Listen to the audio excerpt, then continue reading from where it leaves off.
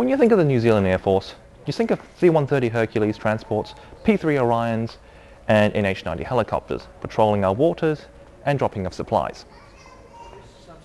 It wasn't always like this. Following the end of World War II, New Zealand had a rather modern Air Force, from the Canberra bomber to the Vampire fighter jet we have here, with a focus on close air support provided by the Canberra. The Canberras were replaced in 1969 with the more agile Skyhawks. While capable, they weren't able to use modern smart bombs and missiles. In 1986, the New Zealand government aimed at modernising the Skyhawk, known as Project Kahu. Now, to put things in perspective, according to the United States Air Force historian Richard P. Hallian, fighter jet generations are defined by first generations are post-World War II jets, all subsonic, no radar, no self-protection countermeasures, and use unguided bombs and rockets, such as the A-4 Skyhawk, MiG-15, and F-9F Panther. Second generation are early supersonic aircraft with early primitive semi-active guided or infrared missiles, such as MiG-19 and the F-104 Starfighter, and the MiG-21 Fishbed. Third generation would be multi-role fighters being able to act as a fighter and bomber, with look-down, shoot-down radar-guided missiles and beyond visual range capabilities, such as the MiG-23 Flogger, F-4 Phantom, and MiG-25 Foxbat.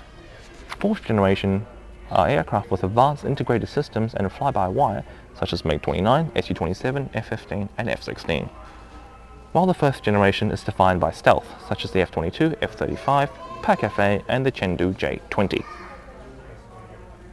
What the Kahu project essentially involved is upgrading a first-generation fighter to a third-generation fighter. This involves installing a Westinghouse AN APG-66 radar, the same one found on an F-16, optimized for maritime tracking.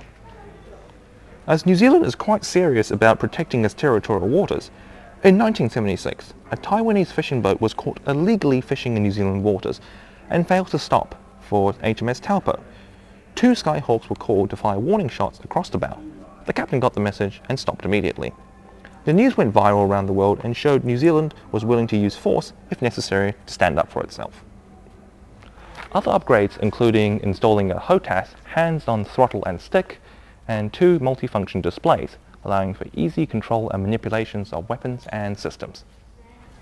For defensive needs, it was fitted with an ALR-66 radar warning receiver, which tells the pilot if there's an active radar threat, from which direction it's coming from, and its strength, thus distance. It can also tell it if it's in search mode, track mode, or if it's in missile guidance mode, as well as an ALR-39 flare and chaff dispenser. The upgrade and modernization of the electronics and systems meant everything had been miniaturized. As a result, the equipment hump on the back of the Skyhawk has been removed. With the improvements in the systems, meant it could carry more than just dumb bombs and rockets. Anything from the AGM-65 Maverick TV-guided missile with a long range, allowing for precise strikes against key targets from outside of air defense range, to the JBU-12 laser-guided bomb, plus many more.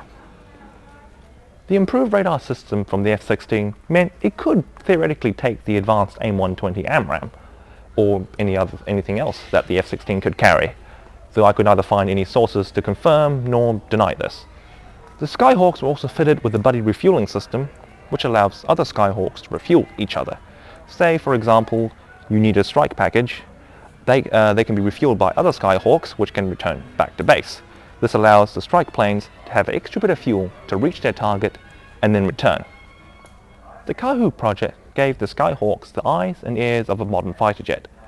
It had the versatility of an F-16, the low altitude performance of an A-10, and all at a fraction of the cost. They remained in service till the late 90s, where they were supposed to be replaced by F-16s, but a change of government cancelled those plans. They were retired in 2001. Most were sold to Draken International in 2012 for training purposes, but this one, NZ6206, stands here in MOTAT, the Museum of Transport and Technology, standing proud with her heritage and Kiwi ingenuity on display. And that has been an awesome piece of hardware.